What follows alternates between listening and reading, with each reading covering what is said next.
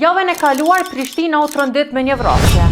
Vrasja kishte ndodhur në lagjen 4 Lullat në një lokal, ku mbeti vrar Naser Gashi dhe u plagos miftare.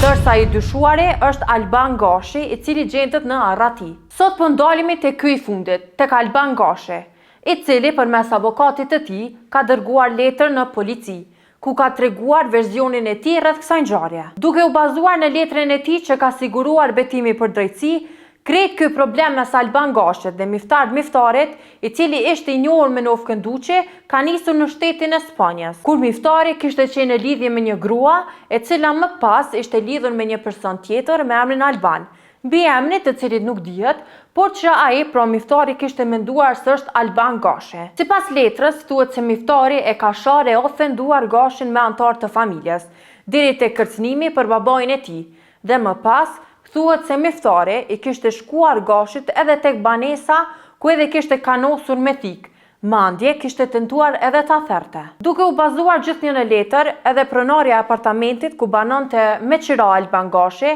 pretendohet se u kanos nga Miftari, e që ajo më pas i largoi Gashin nga apartamenti.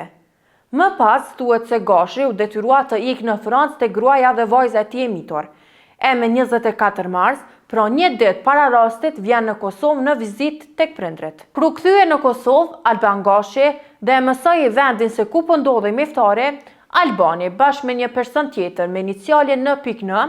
shkojnë në vendin e ngjarjes, ku posedonte një armë të tipit TT, kurse miku i tij një Kalashnikov. Sipas letrës, pasi ka hyrë Albani në lokal, Miftari kishte lëshuar një zë dhe kishte kërkuar nga mysafirët që të mos lëvizën, dhe për një moment gjuan në drejtim të Alban Gashit 4 herë, duke plagosur në këmbën e djathtë. Më tej thuhet se pas zbrazjes së municionit nga ana e Miftarit, i njëjti repetit armën dhe afrohet më afër dhe e godet 2 herë në këmbë edhe 1 herë në dorë, dhe më pas Alban Gashi afrohet ja merr armën Miftarit dhe me të, me pjesën e armës, e godet disa herë në kokë dhe largohet në një vend të panjohur. Në bazë të letrës, Alban Gashi pretendon se nuk ka mundësi që nga gjuajtja e tij të jetë goditur tani ndjeri Naser Gashi, por është goditur nga ana e të shtënave të Miftarit. Po ashtu Alban Gashi pretendon se nuk e kishte qëllim të gjuajë në drejtim të Miftarit, por që qëllimi i tij ishte ta rrethte, për shkak të fyrive e kërcënimeve që ja kishte bërë kohë më parë ai.